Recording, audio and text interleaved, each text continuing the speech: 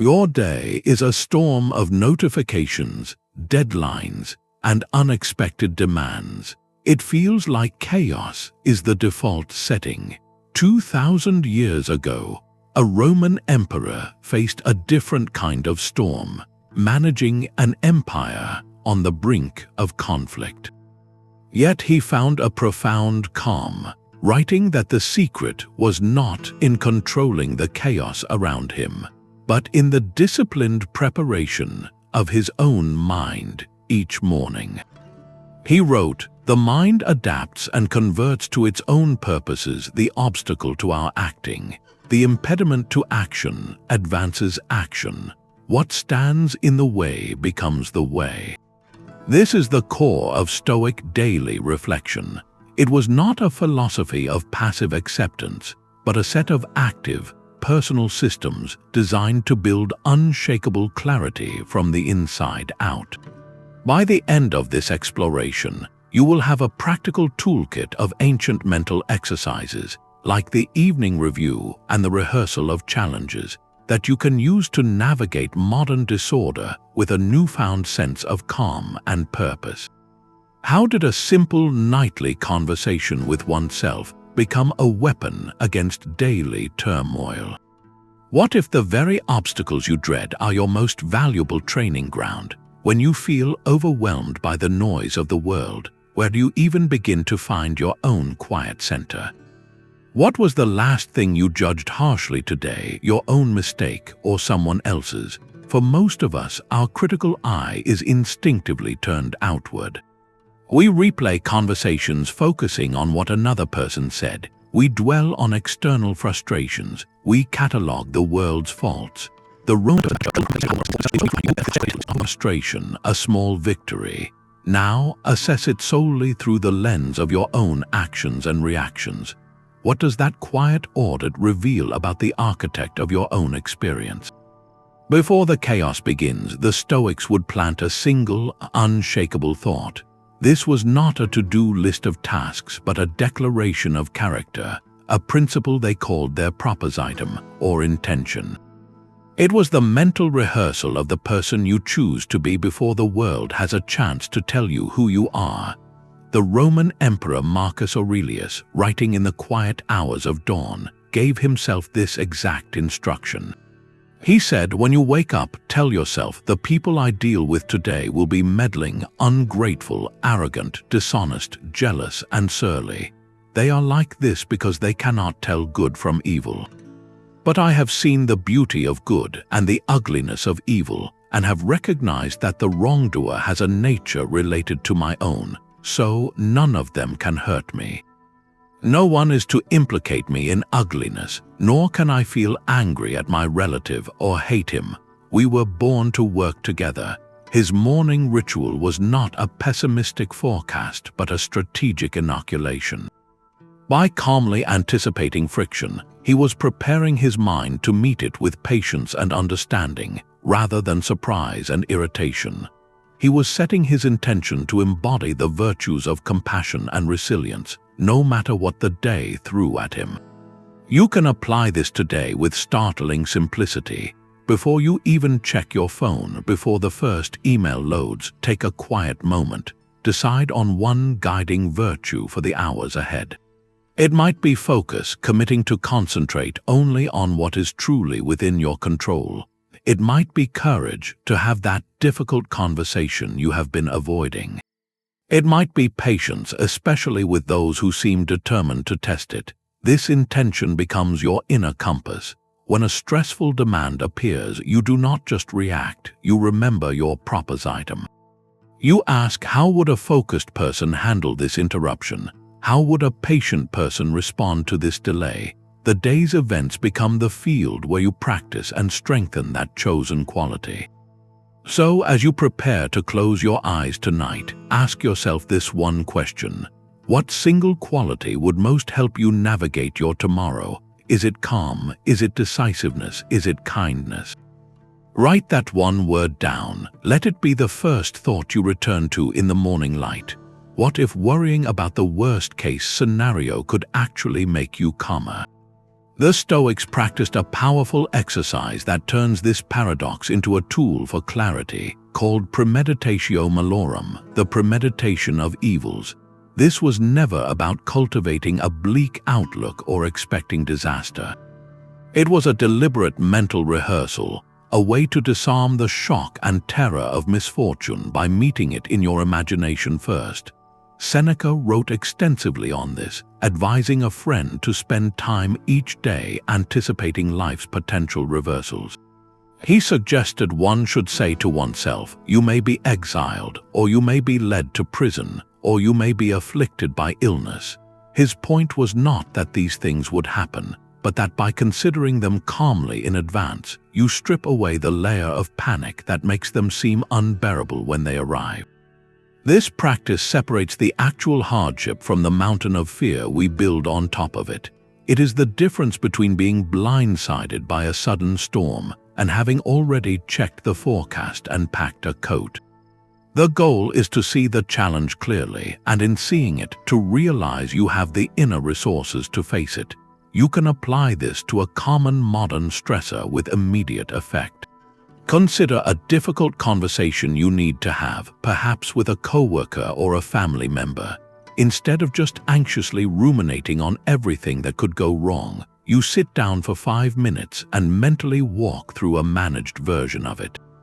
You imagine yourself stating your point calmly, even if the other person becomes defensive. You picture yourself listening without interrupting and responding not with anger, but with a steady focus on resolving the issue. You even consider the possibility that the conversation does not go well at all, that it ends in a stalemate, and then you ask yourself, what would I do next? How would I proceed with my day, my work, my peace of mind intact? By rehearsing this adversity, you accomplish 2 things. You reduce the unknown, which is the primary fuel for anxiety. And you build a mental blueprint for resilience, so you are not scrambling for composure in the moment. Take a brief pause now and identify one single upcoming event that stirs a low hum of anxiety for you. It could be a presentation, a travel day, a financial decision. Now, in the safety of your own mind, walk through a version where it does not go perfectly. See yourself navigating that imperfect scenario with patience and resolve. Notice how, by facing it in advance, the event itself begins to lose its power to unsettle you. This mental preparation carves out a space for calm action, right in the middle of life's inevitable chaos. Picture your current worry, then pull the camera back, way back. See the room you are in, then the building, then the city from above, until the continent is a shape on a globe, and the globe itself is a pale blue dot drifting in an unimaginable void. This is the Stoic exercise known as the view from above, and it was a favorite tool of Marcus Aurelius to dissolve the fog of daily drama. He would write reminders to himself, urging his mind to ascend. He said, "Look at everything as if seeing it for the first time or the last. How many who now praise you will soon be gone, and how many who praise them will be gone as well." This was not about dismissing real problems, but about gaining the proper scale for them. By mentally zooming out to a cosmic vantage point, the petty conflicts, the social slights, the burning urgency of today's inbox all shrink to their true size. They become small, temporary events on a vast and ancient stage. The practice achieves 2 profound shifts. First, it shrinks trivial concerns, that heated argument in a meeting, the rude comment online, the frustration over a delayed train, when viewed from the perspective of 1,000 years or 1,000,000 stars, loses its power to dominate your emotional landscape.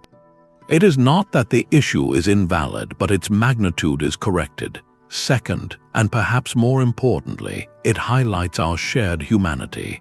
From this high vantage, you see not isolated individuals in conflict, but a single, interconnected species striving and struggling on a small, fragile planet. Marcus observed this, noting how the same patterns of ambition, love, and conflict have played out for countless generations. This view melts away the ego's insistence that your problems are uniquely monumental. It replaces a narrow, personal narrative with a broader, humbling, and strangely comforting sense of belonging to a much larger story. You can apply this the next time you feel caught in the whirlwind of office politics or the corrosive noise of social media.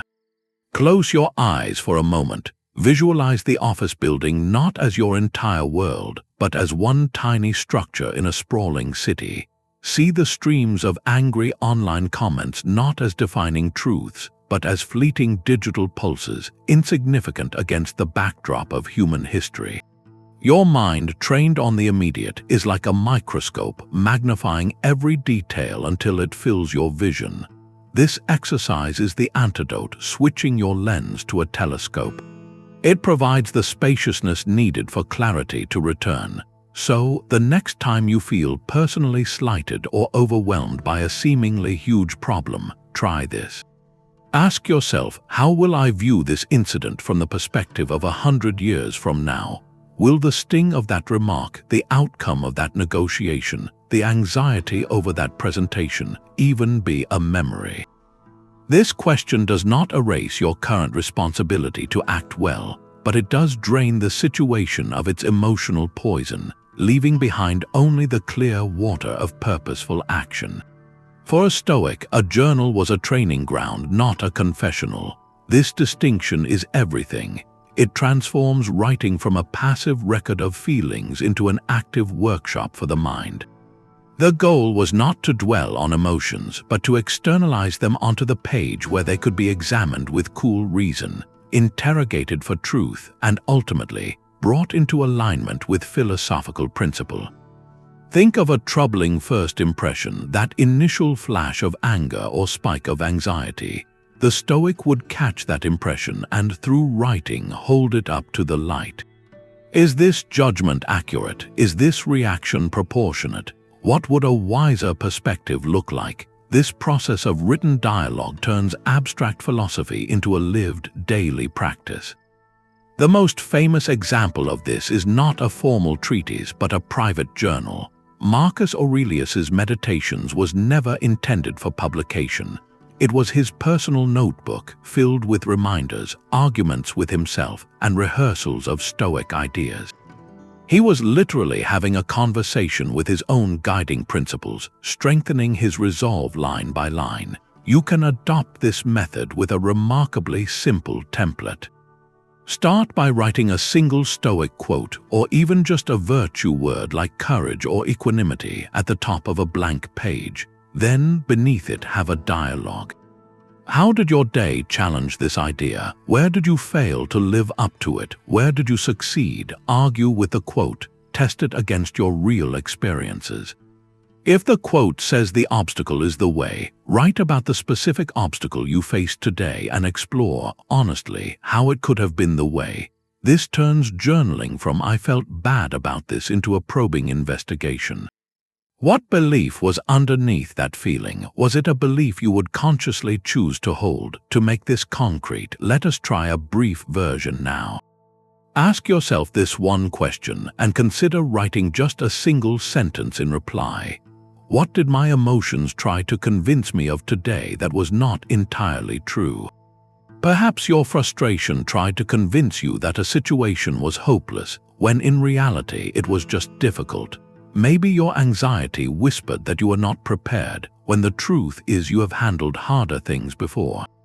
By identifying that one piece of emotional fiction, you begin the vital work of separating the raw signal of feeling from the noise of false narrative.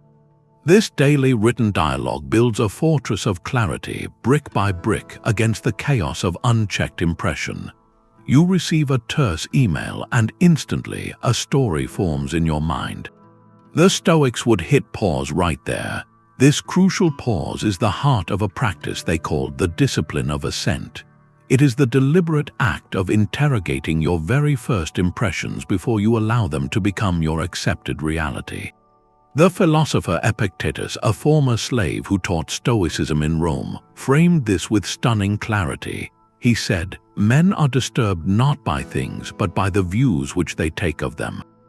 That space between the thing itself and the view you take of it, that is where your freedom resides. an event occurs and your mind immediately serves up a judgment wrapped in emotion. Someone is late and the judgment is they do not respect my time. A project hits a snag and the judgment is this is a disaster. The Discipline of Assent asks you to catch that judgment in midair and examine it. Is this interpretation a fact or is it a story I am telling myself? The fact is the person is not here at the agreed time. The story is the reason why and the negative motive I have assigned to them. The fact is the project has encountered a technical issue. The story is that this issue spells certain failure. By separating these two, you reclaim the power to choose your response based on what is true, not on what your initial alarm bells are shouting. Let us take a common modern example. You are driving and another car suddenly changes lanes very close in front of you. The raw fact is a vehicle moved into your lane. The automatic judgment that floods in might be, that driver is reckless and disrespectful. They did that on purpose to annoy me. That judgment carries anger. It raises your heart rate. It might even tempt you to an aggressive response. But if you apply the pause, you interrogate that first impression. What do I actually know? I know a car changed lanes. I do not know the driver's state of mind. Perhaps they are distracted by a crying child in the back seat. Maybe they simply did not see me. The event is identical, but the view you take of it transforms your entire internal experience. The practice is not about suppressing emotion, but about inserting a moment of reason before the emotion fully takes the wheel. This is how you build clarity in chaotic environments, by becoming a detective of your own perceptions. Your challenge, should you choose to accept it, is simple. Tomorrow, catch just one of these automatic judgments as it happens. It could be about a coworker's comment, a news headline, a long line at the store. When you feel that familiar spike of reaction, pause. Then, take out a note on your phone or a scrap of paper and write down two things. First, write the automatic story that formed. Then, directly beneath it, write only the bare, observable facts of the situation. The gap between those two lines is the birthplace of your calm. When faced with chaos, what would the calmest, wisest version of you do? This is the heart of a powerful Stoic exercise known as the Contemplation of the Sage. The sage was their idealized model of perfect wisdom and virtue, a person who always acted with reason, courage, justice, and self-control. Crucially, this was not a tool for harsh self-comparison, a way to feel inadequate next to an impossible standard. Instead, it was a living compass, a source of clear direction in moments of intense confusion or rising anger.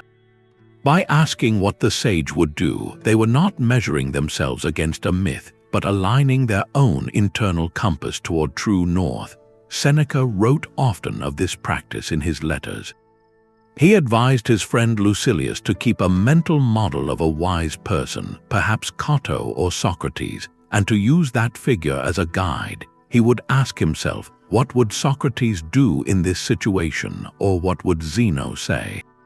This question instantly created a space between impulse and action, inviting a higher perspective into the heat of the moment. The sage, in this exercise, is not a historical figure to be perfectly imitated, but a personification of your own highest principles. It is a way to give those abstract virtues a face and a voice when you need them most. You can apply this with immediate effect, before walking into a stressful meeting, or as you feel frustration building in a difficult conversation. Simply pause and ask that one question. How would a person guided by profound calm and clear judgment handle this interaction? The answer that arises is rarely a complex philosophical treatise. It is often beautifully simple. The sage would listen first. The sage would respond with facts, not accusations. The sage would see the other person's perspective without abandoning their own. This mental shift pulls you out of the narrow, reactive self and into the role of the observer, the wise counsel you wish you had in the room. It is a form of psychological time travel, where you borrow clarity from your future more evolved self to navigate the present turmoil. To make this personal and practical, take a moment to define your own ideal sage. This is not about creating a perfect superhero, but about naming the qualities you most wish to cultivate. What 3 traits would this calm, centered version of you embody? Perhaps it is patience, the ability to let events unfold without forcing them. Maybe it is integrity, speaking truth with kindness even when it is difficult. It could be resilience, the quiet confidence that no external event can shake your core peace. Write those 3 words down, keep them somewhere you will see them. The next time you feel pulled into chaos, do not ask what you should do. Ask what that sage, defined by those 3 traits, would do. The answer will not be a shout, but a whisper, cutting through the noise with a surprising and steady clarity. The Stoic Daily Review was not just about fixing mistakes, it was about learning to love them. This is the final and most profound level of their reflective system, a concept known as Amor Fati, the love of one's fate. It moves beyond mere acceptance of life's difficulties to a state of active embrace, seeing every single event, the pleasant and the painful, as necessary and even welcome material for the practice of virtue. Marcus Aurelius captured this radical idea with a powerful image. He wrote, "A blazing fire makes flame and brightness out of everything that is thrown into it." For the Stoic, a well-trained mind is that fire. It does not discriminate between good fuel and bad. It transforms whatever is given into light and heat. The obstacle is not merely to be endured. It is the very substance that feeds the inner flame of your character. How do daily reflections build this capacity? It happens in the quiet audit of the evening review. When you examine a moment of frustration or a perceived failure, you are not just noting it for correction. You are slowly, deliberately reframing it. You are asking, what did this situation demand of me? Did it demand patience? Then it was an opportunity to strengthen patience. Did it demand courage? Then it was a gift that allowed courage to exist. The daily practice of this reframing rewires your perception over time. You begin to see life not as a series of random happenings to be judged as good or bad, but as a continuous curriculum, personally designed for your growth. The universe or fate becomes not a cruel opponent but a rigorous and perfect teacher. To make this tangible, take a recent minor annoyance. Perhaps you were stuck in unexpected traffic, making you late. The typical reaction is frustration, seeing the event as a pure negative, a thief of your time. The Amor Fati reflection asks you to go deeper, review that moment and actively list one way it served you. Maybe it provided 10 minutes of unexpected quiet, a forced pause in a hectic day. Maybe it was an exercise in relinquishing control, a practical lesson in accepting what you cannot change. Perhaps it even prevented you from arriving somewhere at the exact moment a more chaotic situation was unfolding. The event itself does not change, but your relationship to it transforms entirely. This is not naive positivity. It is a strategic and deeply empowering choice to extract value from every single circumstance. So, as we near the end of this exploration, bring to mind one recent setback, however small. A project that did not go as planned, a plan that was cancelled, a criticism you received. Now, with the clarity of hindsight, ask yourself this single question. What did this event teach me, or how did it strengthen me? Did it reveal a hidden resilience? Did it clarify a true priority? Did it deepen your empathy for others in similar situations? Identifying that one seed of value is the first step toward viewing the entire experience not with resentment, but with a quiet, grateful acceptance. This is how you stop fighting your fate and start working with it. Every evening, the Stoics performed a simple mental sort. Let us look at their sorting categories. They would review the day's events and place each one into one of two distinct piles. On one side, everything that was within their control. On the other, everything that was not. This was not just an exercise in organization. It was the foundational filter for all their reflection, a daily practice designed to conserve a precious and finite resource, their mental energy. By consistently directing their attention and effort only toward what they could actually influence, they built a life of profound focus and reduced frustration. The philosopher Epictetus began his entire manual of Stoic advice, the Enchiridion, with this very distinction. He wrote, "Some things are within our power, while others are not. Within our power are opinion, pursuit, desire, aversion, and, in a word, whatever are our own actions. Not within our power are our body, property, reputation, command, and, in one word, whatever are not our own actions." For the Stoic, the only things truly and completely within our control are our own judgments, our choices, our values, and our voluntary actions.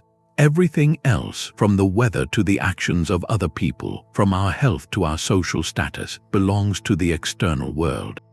It can be influenced, but it cannot be commanded. To spend emotional energy worrying about or trying to control what is external is, as the Stoics saw it, a recipe for exhaustion and despair.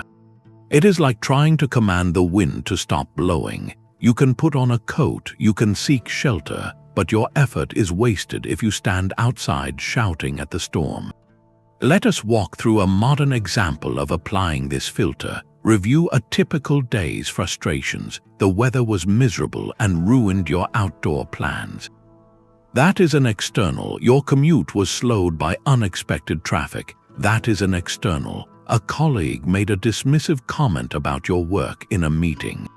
Their opinion and their words are also external. Your initial emotional reaction to that comment, however, is where your control begins. Your judgment about what that comment means and your chosen response, whether to react defensively, to seek clarification, or to let it pass, these are your own actions.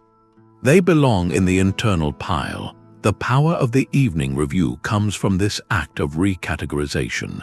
You take the raw, undifferentiated mass of a stressful day and you sort it. The traffic jam moves from being a personal affront to a simple fact of the external world. The colleague's comment shifts from a wound to an event that now presents you with a choice. How will you judge it? How will you respond? This sorting does not make the external challenges disappear, but it drains them of their power to hijack your peace of mind. It corrals your mental energy like a shepherd gathering scattered sheep, and directs it all toward the one pasture you can actually tend, your own mind and conduct. So here is a practical invitation. Tonight, take just 5 minutes, find a quiet moment and make 2 simple lists. On one side, write down the key stresses or irritations from your day. Then draw a line down the center of the page. For each item, ask yourself, was this truly within my control? Be ruthlessly honest. The traffic, the rain, another person's mood, a delayed flight, these go on the external side. Your preparation for the meeting, your patience in the traffic, your decision to not engage in gossip, your effort to understand a difficult perspective, these go on the internal side. Simply seeing this division laid out on paper performs a kind of mental alchemy. It transforms a feeling of general overwhelm into a clear map. One side shows you where your energy was wasted in worry. The other shows you where your power truly resides and where your focus for tomorrow can productively begin. Let's talk about the Stoic practice that sounds morbid but is profoundly clarifying, remembering you will die. This was known as Memento Mori, a Latin phrase meaning remember you must die. At first glance, it seems like a dark fixation, but for the Stoics, it was the opposite. It was a tool for creating intense focus, gratitude, and a deep appreciation for the present moment. This reflection on impermanence was not a call to live in fear, but a call to live with purpose.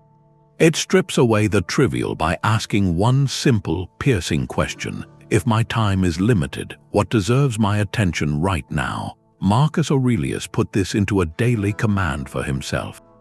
He wrote, "You could leave life right now. Let that determine what you do and say and think." He was not being morbid. He was installing a mental filter of incredible power. By holding the awareness of life's finitude, every petty grievance, every vain ambition, every moment of procrastination is seen in its true light. Is this how I want to spend my precious and unrepeatable hours? The practice transforms the abstract concept of limited time into a tangible urgency that clarifies your priorities on the spot. Imagine applying this as a morning reflection. Before the day sweeps you into its current, take just 60 seconds. Ask yourself, if this were my last week of life, would the worry currently occupying my mind even make the list? Would I be spending my energy resenting a colleague's comment or fretting over a minor inconvenience? The answer is almost always a clear and instant no. What rises to the surface instead are the things of true substance, meaningful connection with loved ones, the integrity of your actions, the work that feels like a genuine contribution, the simple appreciation of being alive. This is the clarifying power of Memento Mori. It does not ask you to dwell on endings, but to fiercely engage with your present. It turns the distant, often ignored reality of mortality into a wise and gentle advisor, whispering in your ear throughout the day, "Is this important? Is this kind? Is this how you wish to be remembered?" So here is a question to carry with you, not as a burden, but as a lens. What one thing would you do differently today if you truly held the awareness that your time is limited? Would you make that phone call you have been putting off? Would you let go of that old grudge? Would you pause to really listen or to savor the warmth of the sun? This awareness does not shrink your world with fear. It expands it with a profound and grateful clarity. We discussed rehearsing loss. Now, see its surprising result, a powerful gratitude practice. The Stoics understood that our deepest appreciation for something often arrives only in its absence. They turned this human tendency into a deliberate exercise, pairing the premeditation of challenges with a conscious cultivation of thankfulness. By mentally removing the comforts they took for granted, health, a home, a loved one's presence, they did not breed fear. Instead, they refreshed their vision, stripping away the dull film of familiarity to see their ordinary lives with new eyes. This practice was designed to combat entitlement, the silent thief of contentment that whispers we deserve our good fortune and that its loss would be a cosmic injustice. Seneca offered a direct method for this. He wrote, "Set aside a certain number of days, during which you shall be content with the scantiest and cheapest fare. Say to yourself, is this the condition that I feared?" His goal was not self-deprivation, but a revelation. By voluntarily experiencing a simpler state, even in imagination, you rediscover that your baseline needs are modest and that everything beyond that is a gift. The mental rehearsal of loss, when done with this intention, flips the script. It is no longer about fearing the future, but about fully valuing the present. You can apply this tonight with a simple 60-second reflection. As you prepare for sleep, choose one utterly ordinary comfort you rely on without thought. It could be running water, the warmth of your bed, the ability to see or to hear. Now close your eyes and vividly imagine it is gone. Picture a day without it, the inconvenience, the adjustment, the longing for its return. Then open your eyes, feel the immediate, visceral relief that it is here. That feeling, that wave of recognition, is the gratitude the Stoics sought to cultivate daily.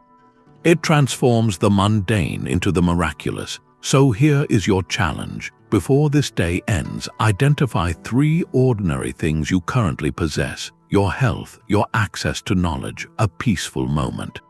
Spend just 1 moment on each, not just listing them, but appreciating them as if you had just received them back after a long absence. How does that shift in perspective alter the weight of the minor irritations still clinging to your mind?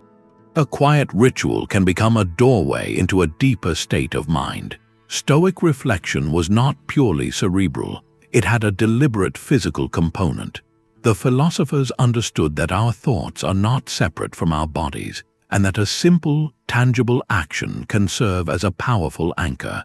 triggering a shift from the scattered noise of the day into a space of focused clarity. These were not elaborate ceremonies, but small, repeatable cues that told the mind it was time to engage differently.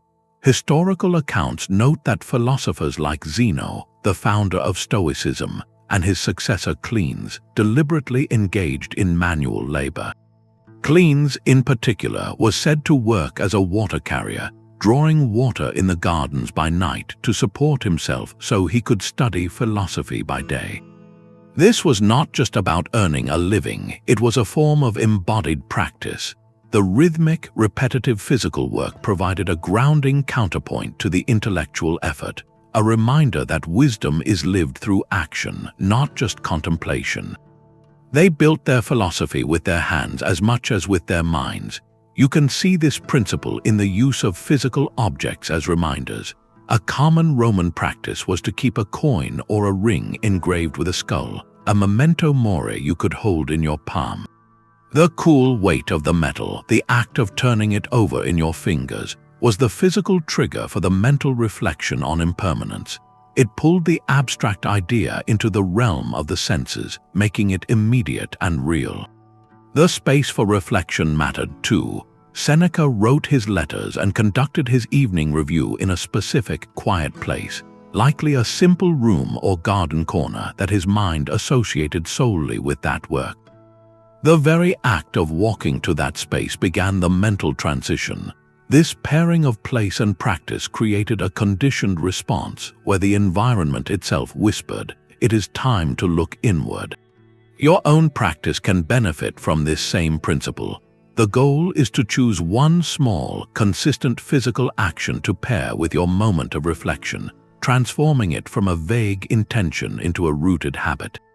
It could be as simple as lighting a single candle during your evening review, the flicker of the flame becoming a signal to your mind to settle and focus.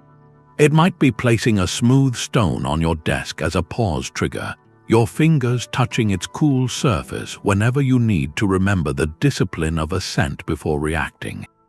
Perhaps it is committing to a 5-minute walk outside before your morning intention setting, where the rhythm of your steps helps order your thoughts. The action itself is almost irrelevant. Its power lies in its consistency and your conscious association. It builds a bridge between your physical world and your philosophical aim.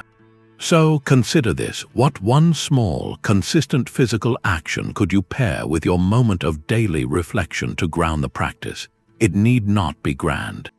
It could be brewing a cup of tea in silence, standing at a particular window for 1 minute of deep breathing, or even the deliberate act of opening a specific notebook and uncapping a pen. Let that action be your personal ritual, your body's way of telling your mind that it is now time to step out of the chaos and into your own cultivated clarity. Before we go further, take one slow, deliberate breath. The Stoics knew the power of that pause. In the midst of chaos, the most immediate and accessible system they had was not a written principle, but the simple, physical act of drawing air into the body and releasing it. This conscious breath creates the very space Epictetus described, that critical gap between an external impression and your inner assent to it. When you are cut off in traffic or receive a harsh email, your body's first reaction is often a clenched jaw, a tightened chest, a surge of adrenaline. That is the impression crashing into your system. The breath is your lever to pry open a moment of freedom before your judgment rushes in to label the event a disaster or a personal insult. It is the physiological foundation upon which all other reflection is built. While the Stoics did not write explicit breathing manuals, their entire philosophy hinges on creating that space for reason. Epictetus taught that we are not disturbed by events, but by our judgments about them. The breath is the practical tool that inserts a buffer, allowing you to witness the initial surge of feeling without immediately becoming its spokesperson. It turns a reaction into a considered response.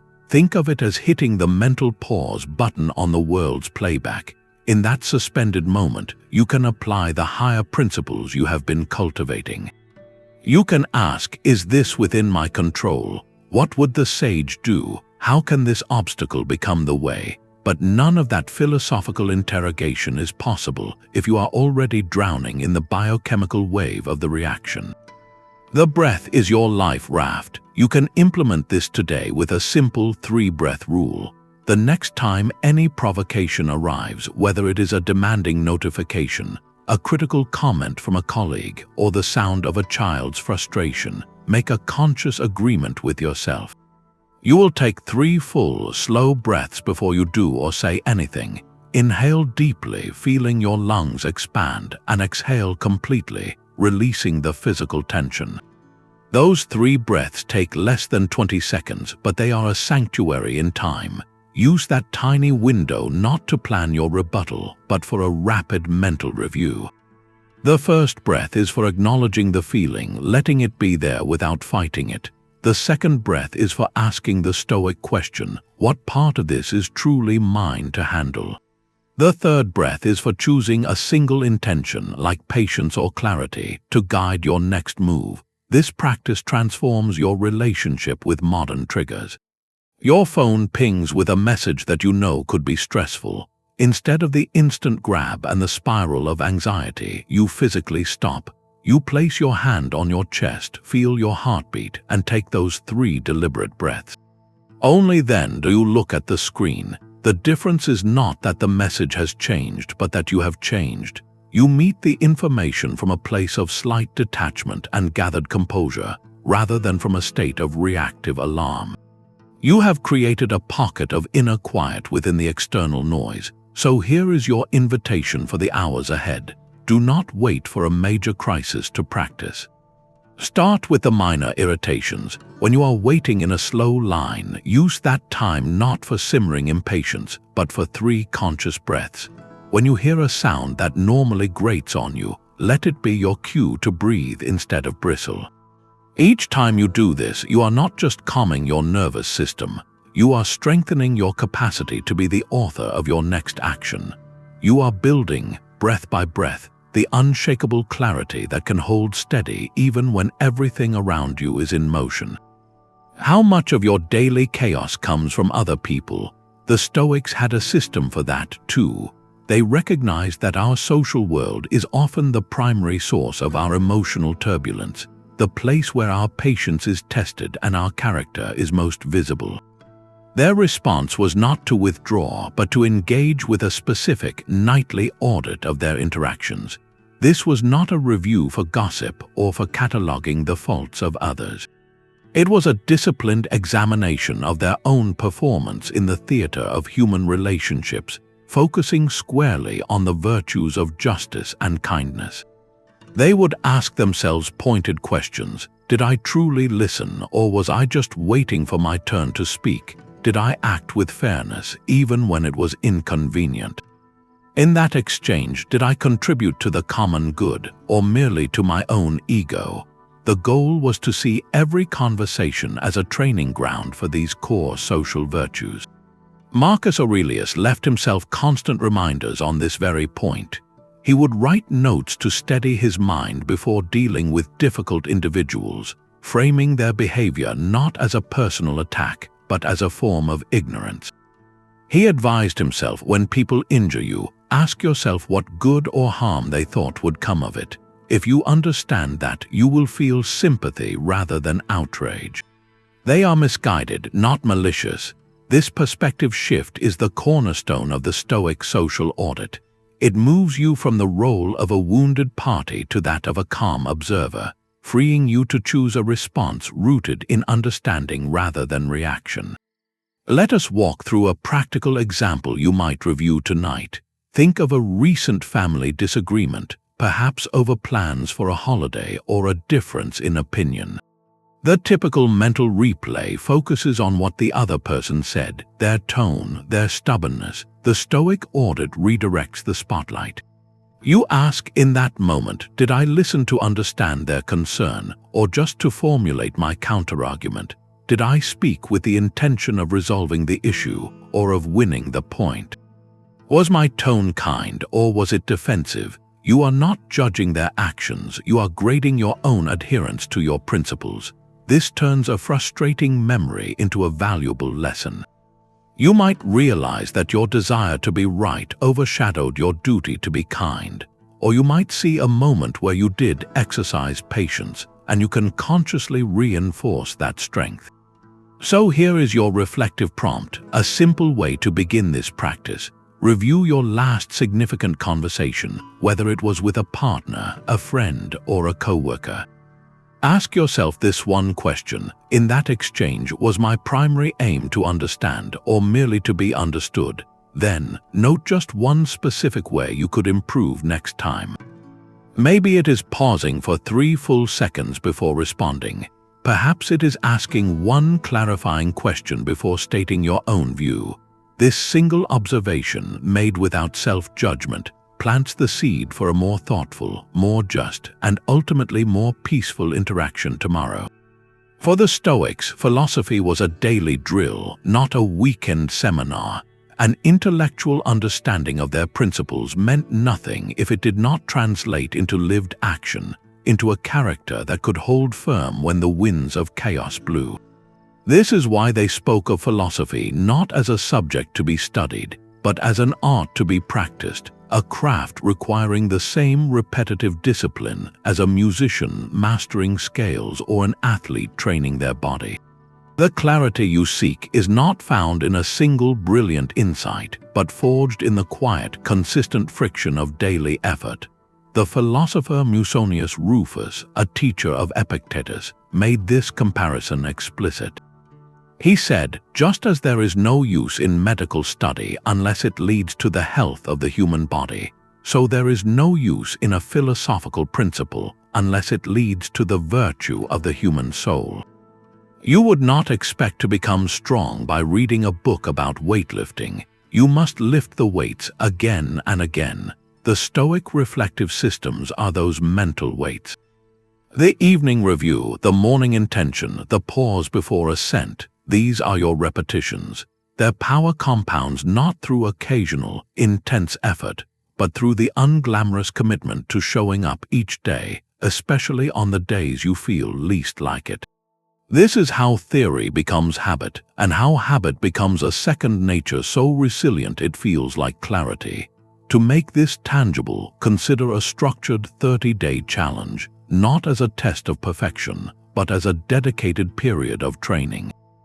Break it into manageable weekly focuses. In week 1, commit solely to the 5-minute evening review. Each night, write down just one thing you learned about your own judgments.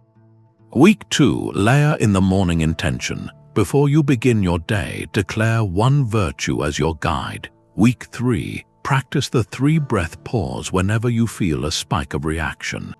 Week 4, apply the view from above to one daily frustration. The goal is not to do all things perfectly, but to build the muscle of consistent reflection. So here is the invitation, a starting point far simpler than 30 days. For the next 7 days, commit to one 5-minute reflective practice. It could be the evening review, or the morning intention, or simply writing down one thing you are grateful for. The practice itself matters less than the consistency. At the end of that week, ask yourself one question: has there been even the slightest shift in your baseline sense of clarity or calm amidst the daily noise? That subtle shift is the first sign of a new habit taking root, a small but steady flame you are learning to protect from the storm. The Stoics' daily reflection often included a cast of characters from history. This was not an idle study of dates and events, but a deliberate mining of the past for raw, human examples of the principles they sought to live by. They would examine the biographies of great leaders, philosophers, and even notorious figures, searching not for trivia, but for vivid illustrations of courage in action, the slow decay of integrity, or the quiet power of resilience.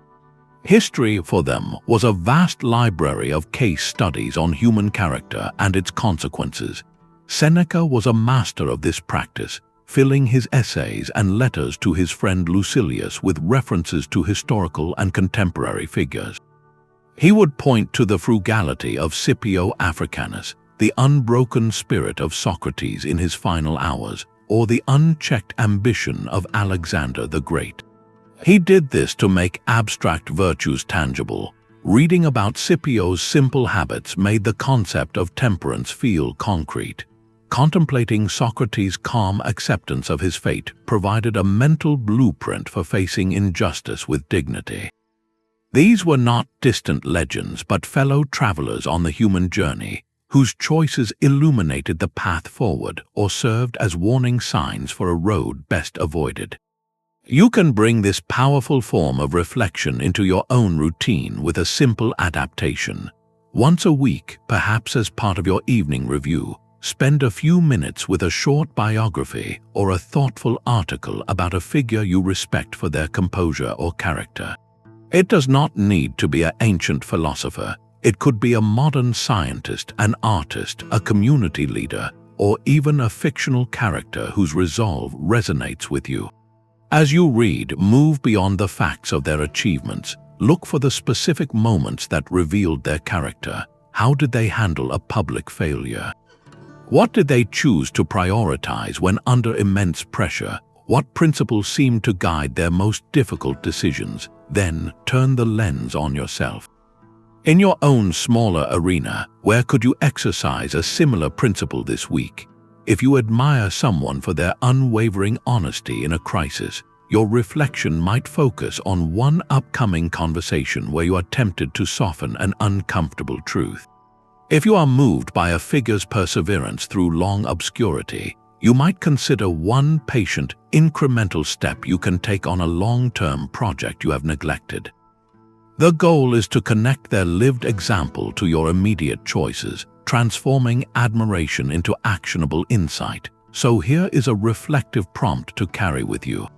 Choose one public figure you admire for their composure, their integrity, or their resilience. It could be someone from history or from today's world. Ask yourself, what one guiding principle from their life can I reflect on this week? Is it their commitment to listening before speaking, their ability to separate their work from their self-worth, their practice of returning to a core mission despite constant distraction? Hold that single principle in mind and let it be a silent companion in your own daily reflections, a historical echo guiding your modern steps. Our environment is chaotic, but often our wants add to the noise. Stoic reflection turned the volume down. The philosophers observed that much of our internal turbulence does not come from what happens to us, but from the endless list of things we believe we need to happen for us. A promotion, a newer possession, a certain look of approval from others, these desires become silent commands, and when the world does not obey, we feel the friction of chaos. The daily review became a tool to identify and disarm these unnecessary attachments, to simplify the wants that clutter the mind. Epictetus drew a clear line in the sand. He taught that we should distinguish sharply between our natural desires, like the need for nourishment and shelter, and our vain desires, which are inflamed by opinion and social comparison. He said, freedom is secured not by the fulfillment of one's desires, but by the removal of desire. This removal was not about becoming numb or indifferent to the world.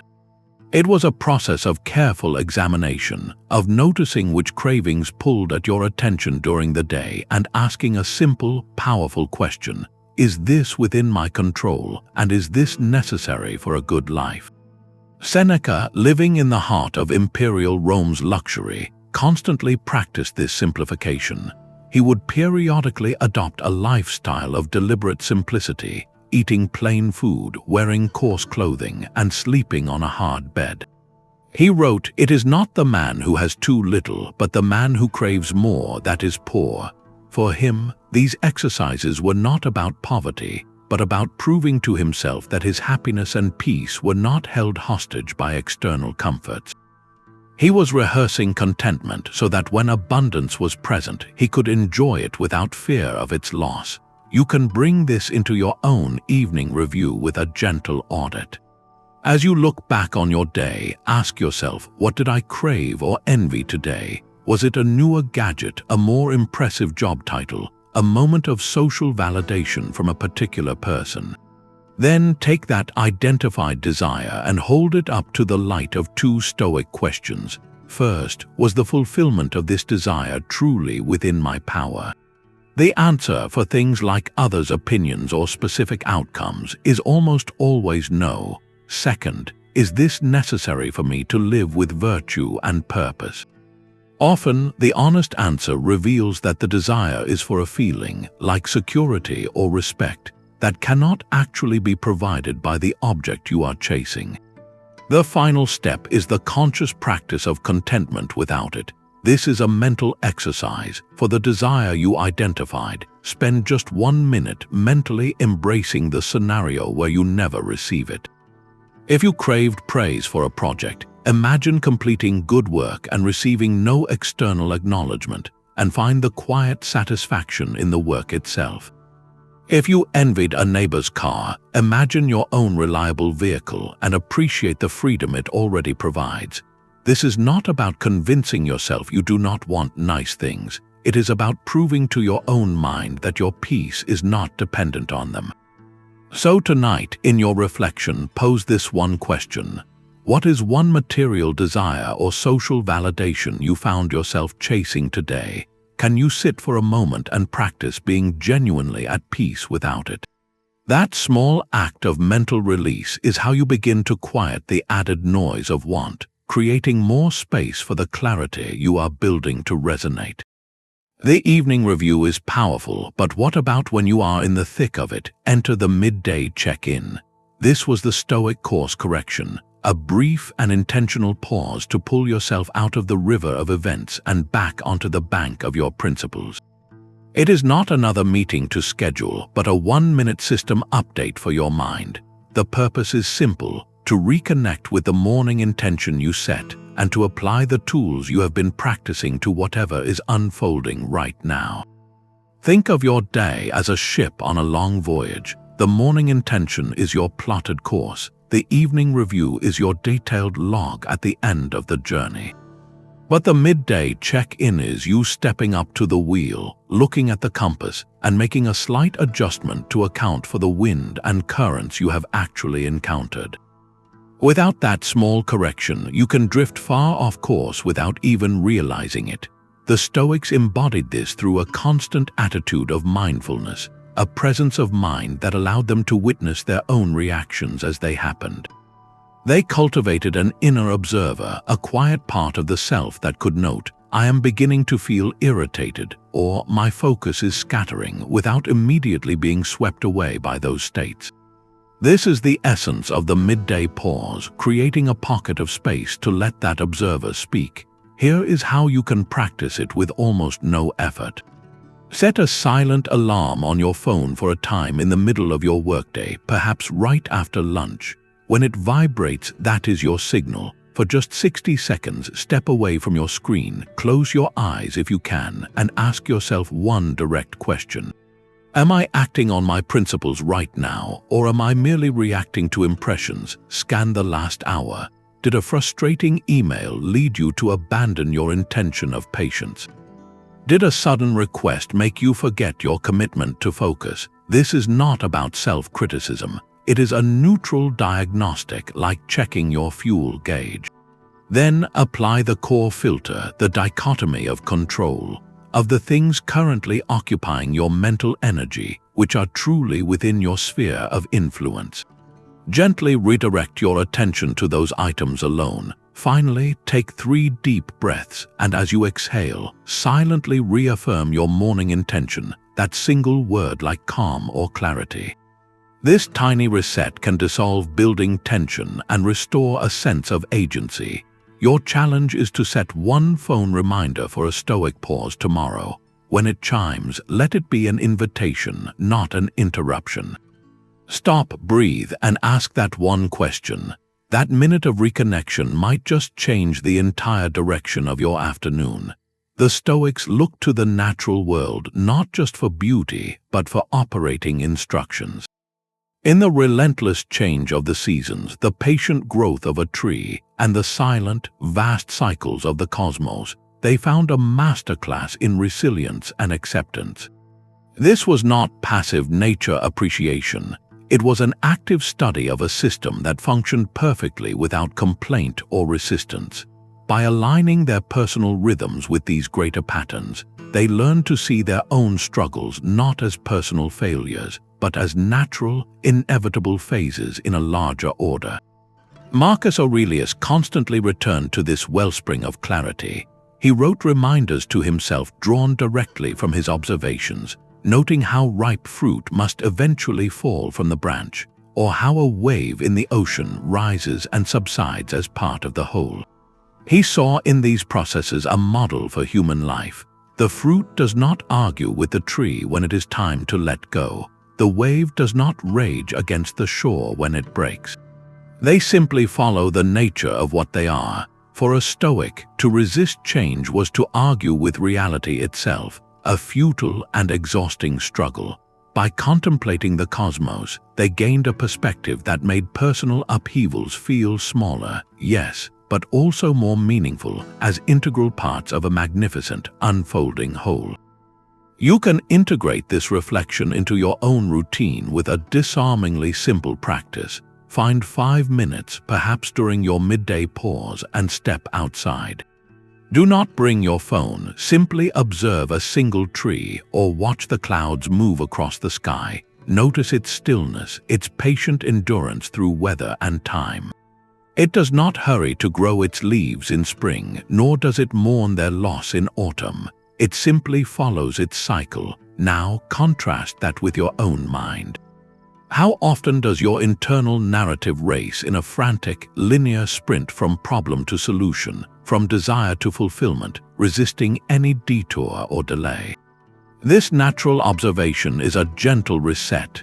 It asks you to consider what if your life, with all its gains and losses, is also a cycle? What if a period of difficulty is not a permanent state, but a necessary season of fallow ground, preparing you for a new phase of growth? This reframes acceptance from a surrender into a wise alignment. So, as you finish this reflection, ask yourself one question.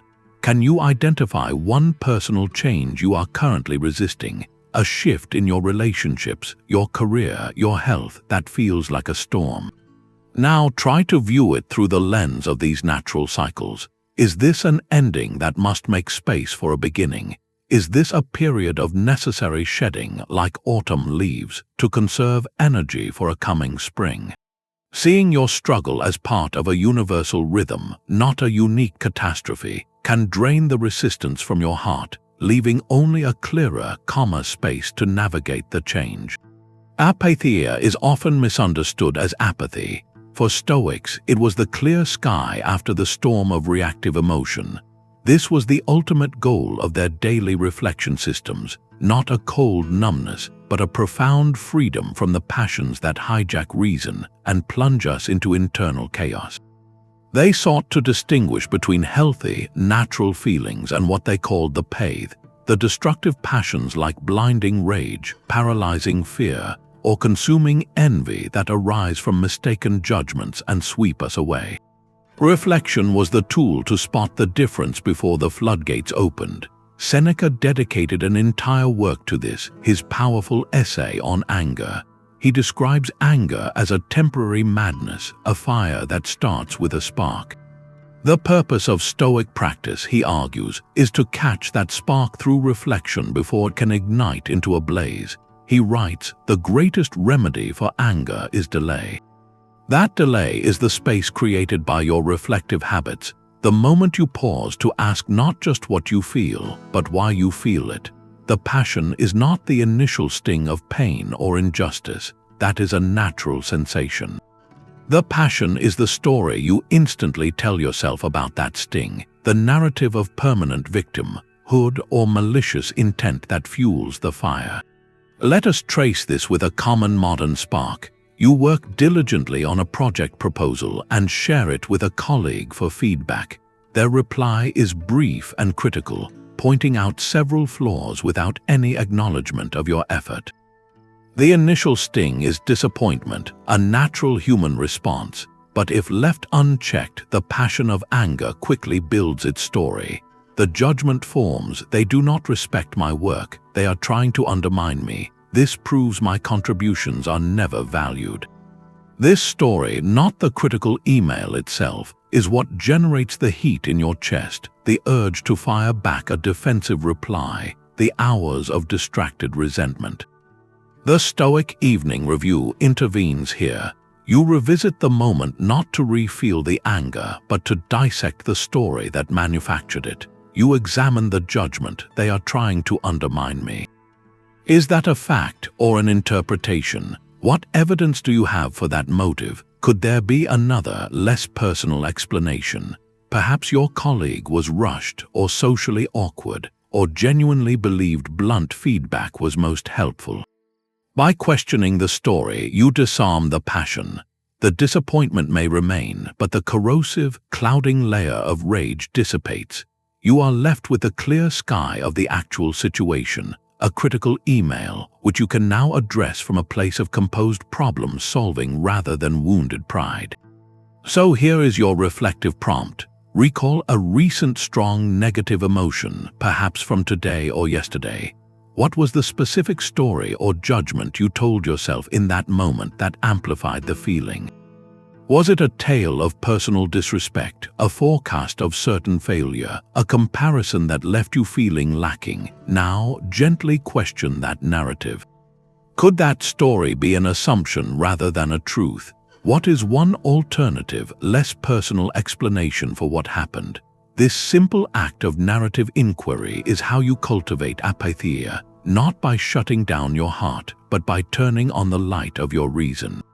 Clarity cannot be found in the crowd. The Stoics built systems to secure daily silence. Their entire practice of reflection depended on this one non-negotiable condition, withdrawing from the world's noise long enough to hear the quiet voice of their own reason. Without this intentional solitude, the most profound principles would be drowned out by the endless chatter of other people's opinions, the demands of the day, and the constant pull of distraction. Silence was not an empty space to them, but the fertile ground where seeds of wisdom could finally take root. Seneca wrote passionately about this necessity in his letters to his friend. He observed, "There is no enjoying the possession of anything valuable unless one has someone to share it with." Yet he immediately followed this by retreating into solitude to think, to write, to commune with his own mind and the great thinkers of the past. He called this being in the company of the best minds, a state achieved not in a bustling forum but in a quiet room. Marcus Aurelius, surrounded by the clamor of an empire, spoke of retreating into his own inner citadel, a fortress of the mind accessible only in moments of deliberate quiet. This was not escapism, it was essential maintenance for the instrument of his judgment. You can apply this by first recognizing that your environment dictates your inner state. Attempting to conduct a meaningful evening review while scrolling through a glowing screen, or setting a morning intention with the television blaring in the background, is like trying to tune a delicate instrument in the middle of a thunderstorm. The signal is lost in the static. The practice begins with a physical commitment to quiet. This does not require a remote cabin or an hour of meditation, though those are wonderful. It starts with a single, protected sliver of time and space. Identify one small corner of your world, a comfortable chair, a spot in a park, even your parked car for a few minutes. This becomes your reflection zone. The rule is simple: when you are in that zone, the digital world is absent. No phone, no notifications, no background podcast. It is just you, your thoughts, and perhaps a notebook. Start with just 10 minutes or even 5.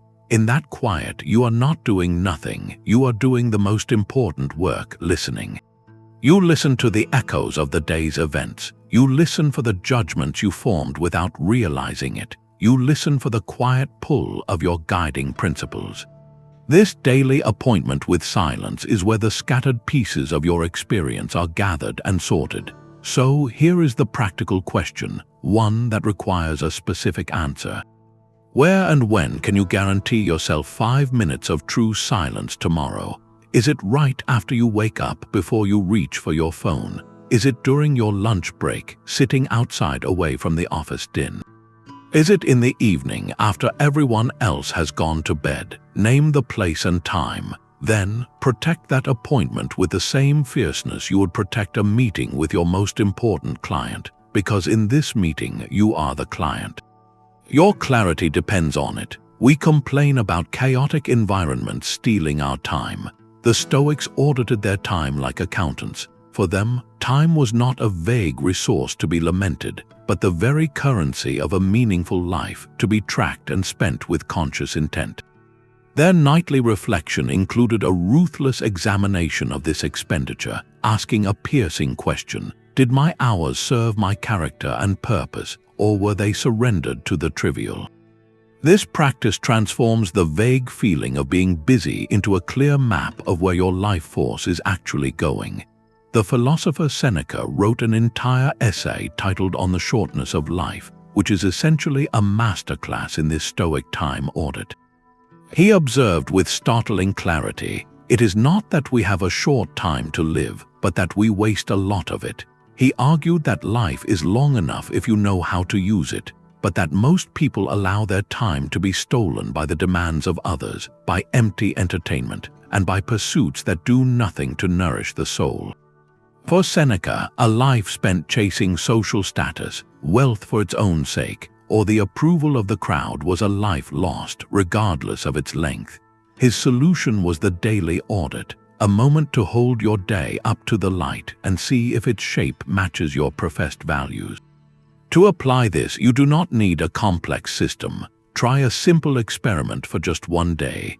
Carry a small notebook or use a notes app, and at the end of each hour, jot down a single word or phrase for how you spent that hour. Was it deep work, necessary duty, mindful connection, or was it scrolling, worrying, or idle chatter? Do not judge in the moment, just record. Then, in your evening reflection, lay out these hourly notes. Draw a line down the center of a page. On one side, list the activities that felt aligned with your deeper purpose or values, that used your strengths, or that contributed to something meaningful. On the other side, list the periods that felt like distraction, avoidance, or mere reaction to external noise. The goal is not to achieve a perfect score, but to see the pattern with the neutral eye of an auditor. You might discover that the 2 hours you thought were spent on important research were actually fractured by constant email checks. You might see that the time you claim you do not have for reflection or creative work is actually present, but currently occupied by a habit of digital grazing.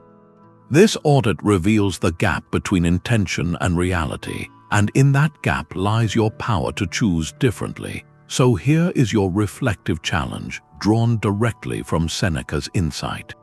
Look back at your last 24 hours. What one block of time, if reclaimed from distraction, could be used for a more meaningful reflection or action?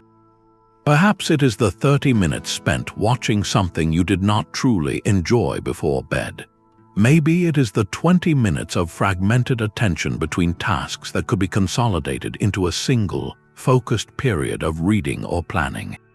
Identify just one reclaimable fragment. Then, tomorrow, consciously dedicate that specific window to an activity that aligns with a value you hold dear, even if it is simply 10 minutes of silent thinking or writing a thoughtful note to someone you care about.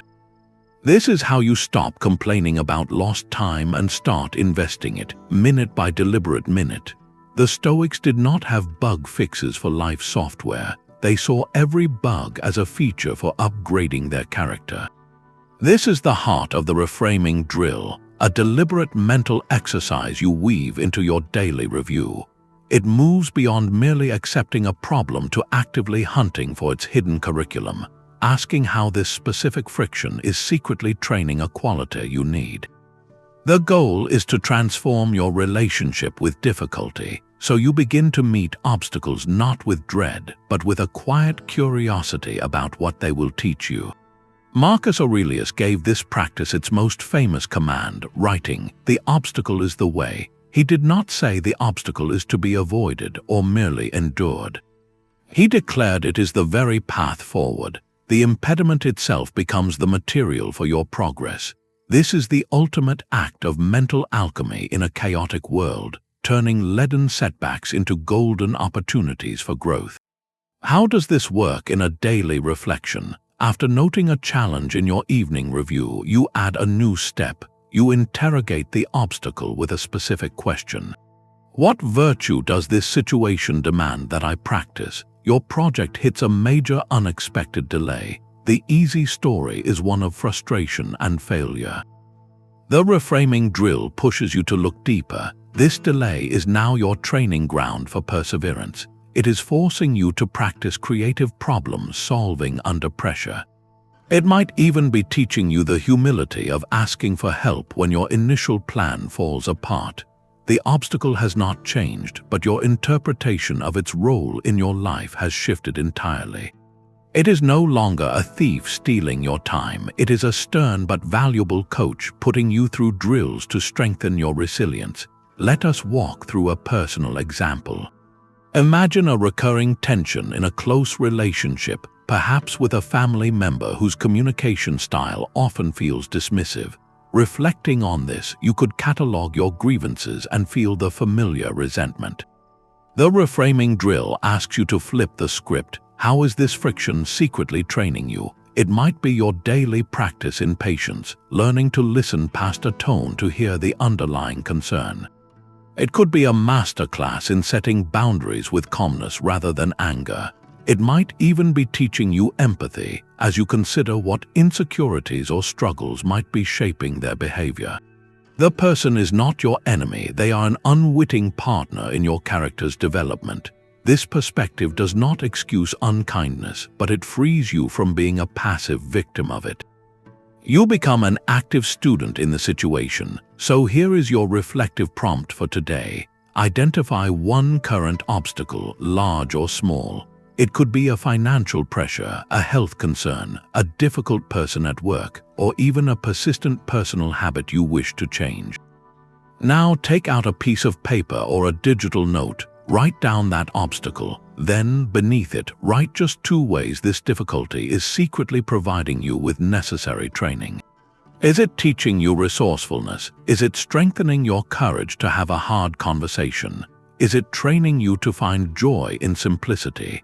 By naming these hidden benefits, you begin the work of seeing the obstacle not as a wall, but as the way through. Stoic reflection is not about dwelling on the past or worrying about the future. It is a tool to fully inhabit the present. This is a crucial distinction. The nightly review of yesterday and the morning preparation for tomorrow have one ultimate purpose: to clear the mental clutter of regret and anxiety so that your attention can land fully and clearly on what is happening right now. The systems are designed to process the past and future efficiently, like a tidy administrative task, so they do not bleed into and cloud your present awareness. Seneca captured this with piercing clarity. He wrote, "The greatest waste of life is postponement. It robs you of today by assigning everything to tomorrow." He observed how foolish it is to lose the present moment, which you actually possess, by being preoccupied with what is to come, which you do not yet hold. For the Stoic, the past is a collection of impressions to be learned from, and the future is a realm of possibilities to be prepared for, but the present is the only arena where your virtue can actually be lived. Your evening review, then, is not a time to relive embarrassment or nurse old wounds. It is a brief, structured debrief.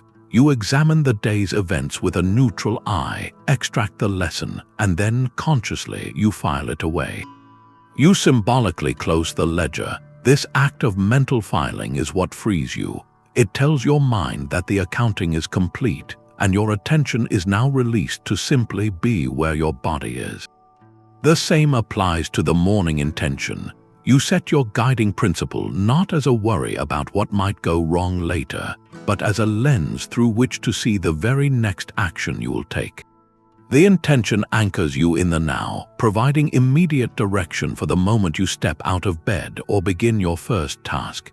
To make this tangible, try a simple closing ritual after your next reflection session.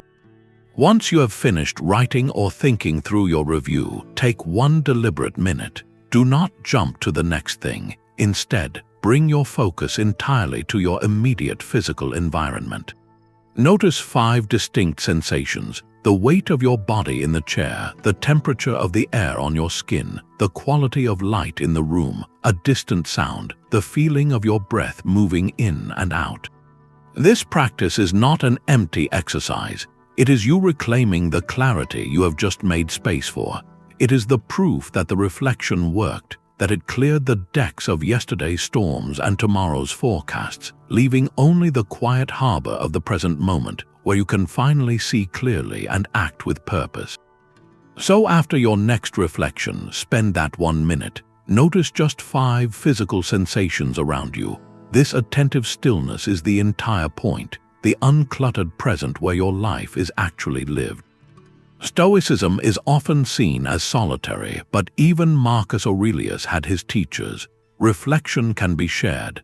The image of the lone philosopher in quiet contemplation is powerful, yet it is incomplete.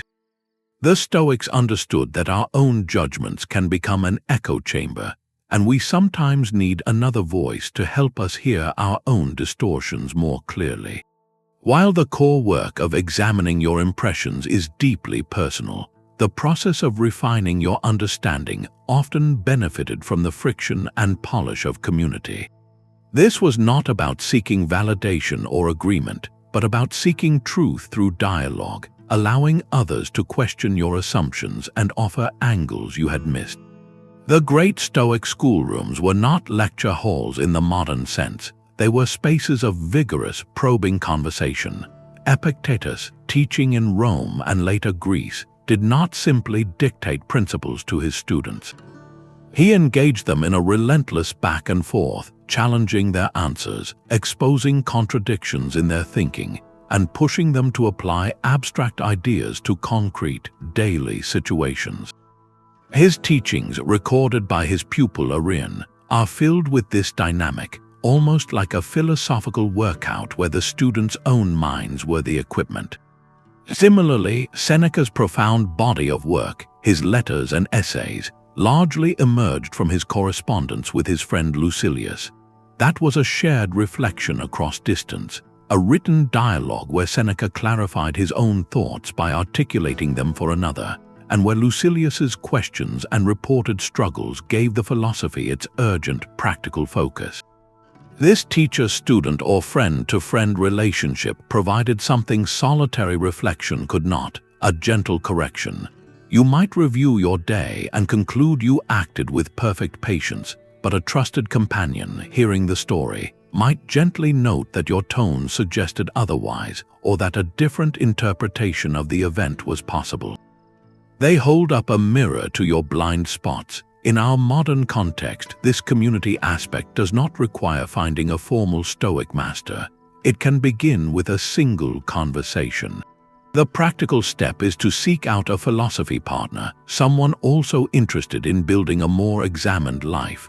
This could be a friend, a family member, or a connection in an online forum dedicated to Stoic practice.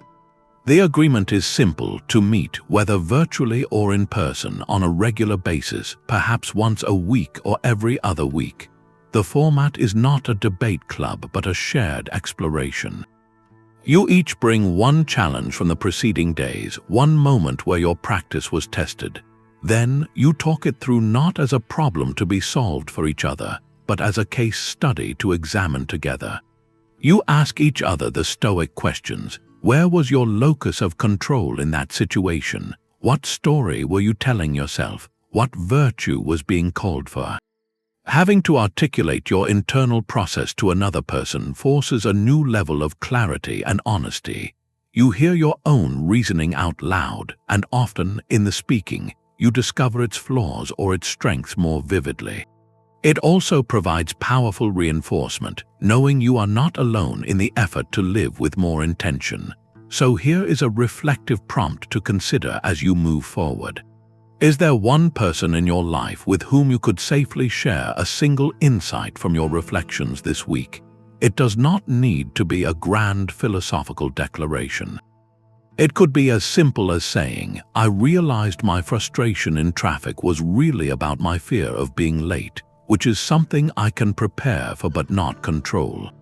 Consider reaching out. That small act of sharing turns a private insight into a shared point of light, strengthening your own understanding and perhaps offering a moment of clarity to someone else on a similar path.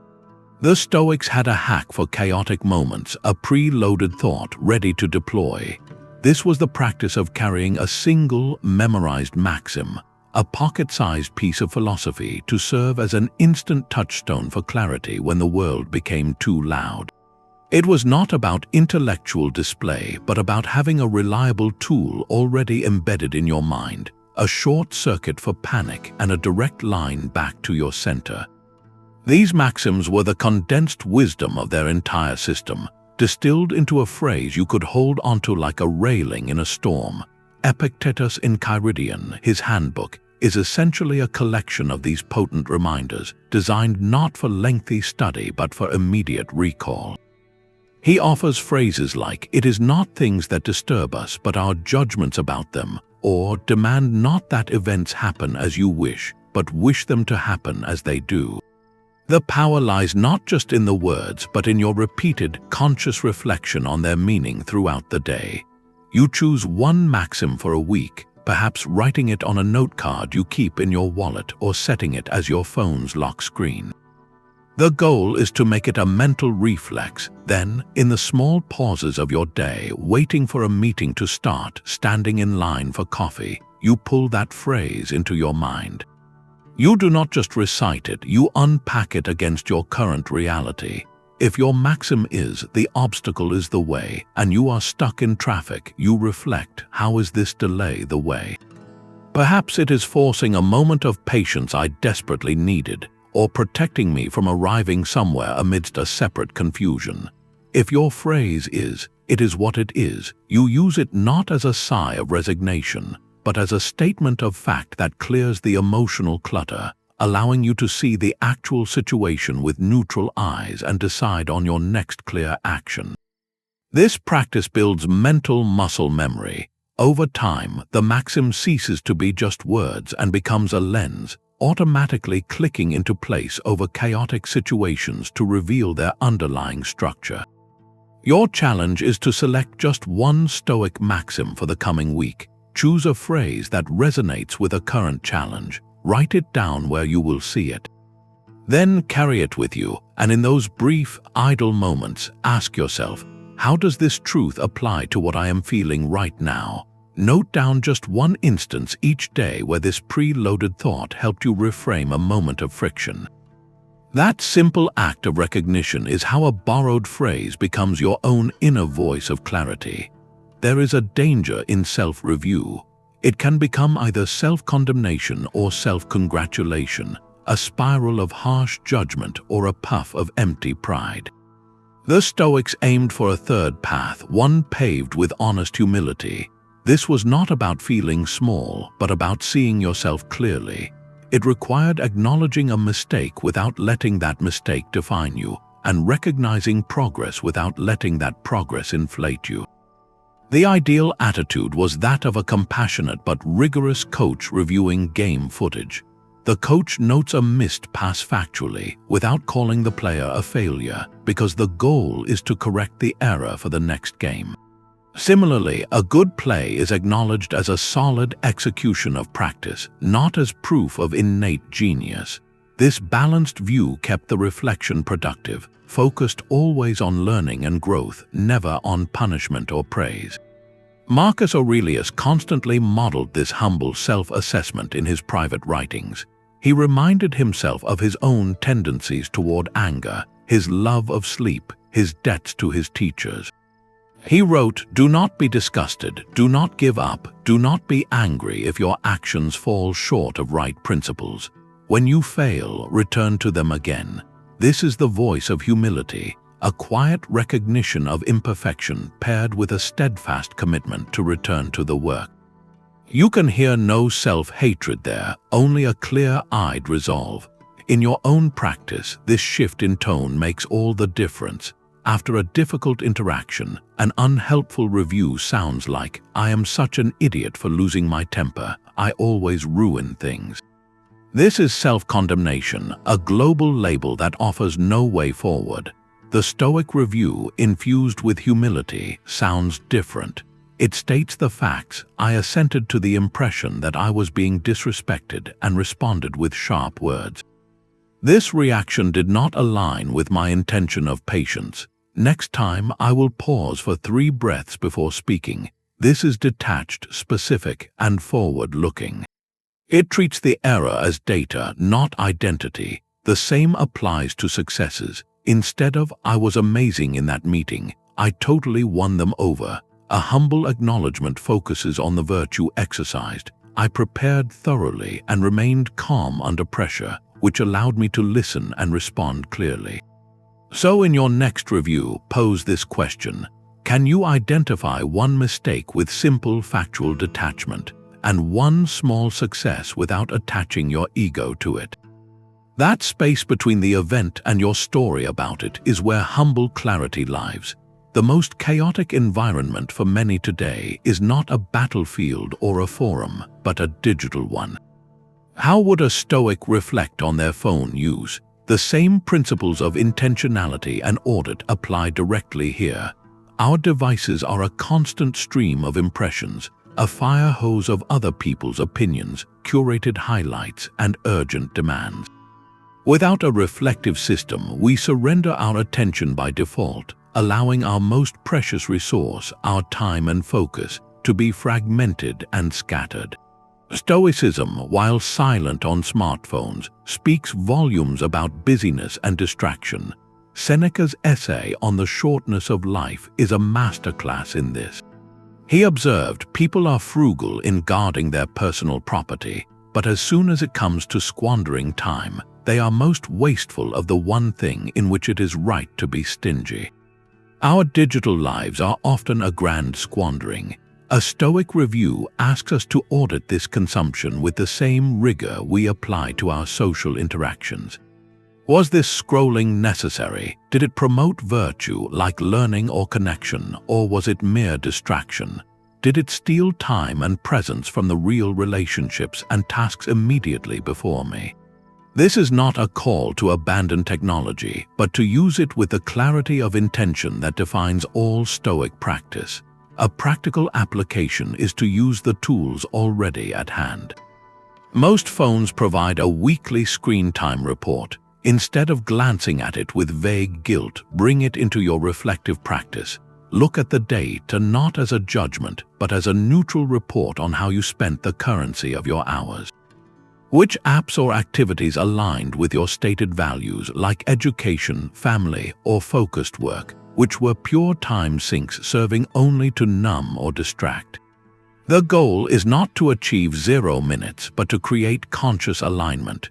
You might decide that 30 minutes on a social app to connect with distant friends is purposeful, while 90 minutes of mindless scrolling through a feed is a surrender of your agency. Tonight, try a micro-review. Look back at your last hour of phone use. For each app you opened, ask 2 Stoic questions. Was my engagement with this truly within my control, or was I pulled in by a notification designed to hijack my attention? Did this activity serve a purpose aligned with my deeper intentions, or was it a reflex to avoid a moment of quiet or a harder task? This simple audit turns your device from a source of chaos into a subject for your clarity. Stoic reflection pays compound interest. A single day's practice seems small, but over years it builds immense mental capital. This is the hidden mathematics of their system, where the true power lies not in any one profound evening review or perfectly executed morning intention, but in the quiet, relentless accumulation of them all. Each moment of paused breath, each audit of a judgment, each rehearsal of a principle is like depositing a single coin into the bank of your character. Alone, it is almost nothing, but with the consistent daily contribution of effort, the interest begins to accrue not on money, but on clarity, on resilience, on peace. Over time, the growth becomes exponential. What began as a conscious struggle to remember your intention becomes an unconscious habit. The space you had to carve out for reason becomes the default setting of your mind. This is how consistency transforms occasional insight into an unshakable inner posture. The Stoics understood this deeply, framing philosophy itself as a training ground, a gymnasium for the soul.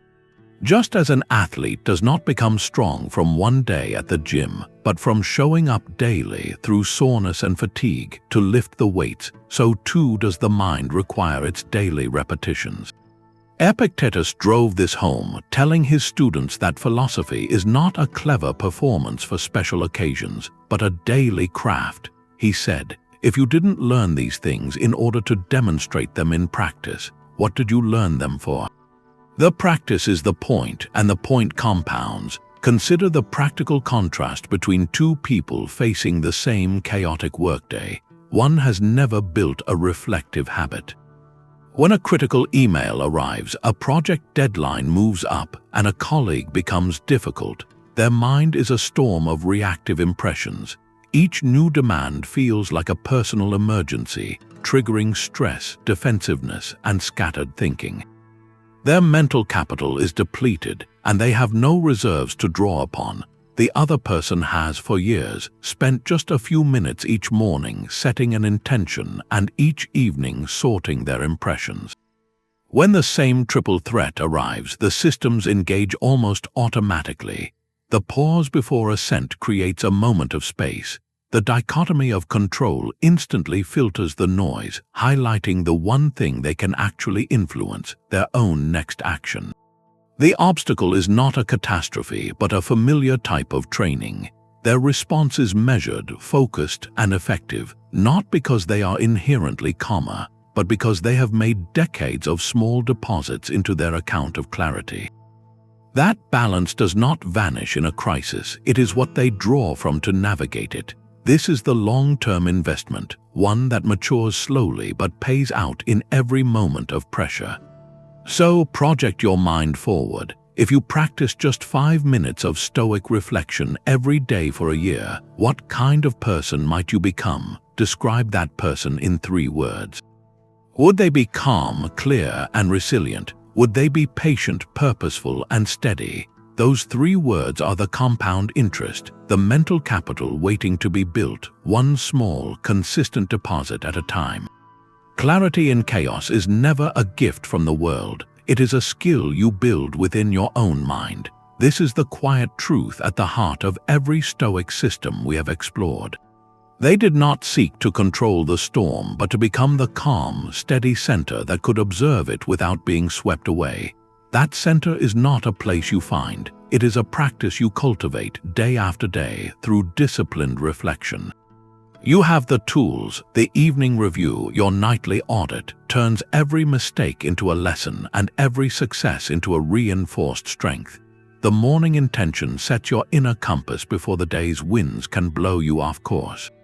And the Premeditatio, the rehearsal of challenges, inoculates your mind against the shock of adversity, transforming fear into prepared resilience. Together, these are not separate exercises, but a single, integrated system for mental clarity. They train you to do one thing above all, to master the space between an event and your reaction to it. In that space lies your freedom. Epictetus put it with perfect simplicity, writing, "Freedom is not achieved by satisfying desire, but by eliminating it." For the Stoic, the ultimate desire to eliminate is the desire for the world to be other than it is. When you stop demanding that traffic be light, that people be polite, that plans go perfectly, you reclaim an immense amount of mental energy. That energy is then free to be directed toward what you can actually control, your judgments, your values, and your actions. This is the freedom their systems were designed to secure, a liberation from internal chaos. Your journey begins not with a grand overhaul, but with a single, small commitment.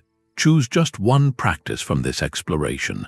Perhaps it is the 5-minute evening review, or writing a 1-word intention each morning, or simply taking 3 breaths before you react to a notification. Commit to that one practice for the next 7 days. Do not worry about doing it perfectly, just do it consistently. Observe the subtle shifts in your own awareness. Does a frustrating moment feel slightly less personal? Does a busy day feel a fraction more manageable? That small change is the seed of your own unshakable clarity. In the comments below, I would love to hear which single practice you will try first. Sharing your intention creates a community of practice, a reminder that we are all working on this same human project of building a calmer, clearer mind. If you found this guidance valuable, subscribing can bring more of these practical Stoic tools directly to you. Remember, the world may be chaotic, but your mind does not have to be. Your clarity is waiting, built one reflective moment at a time.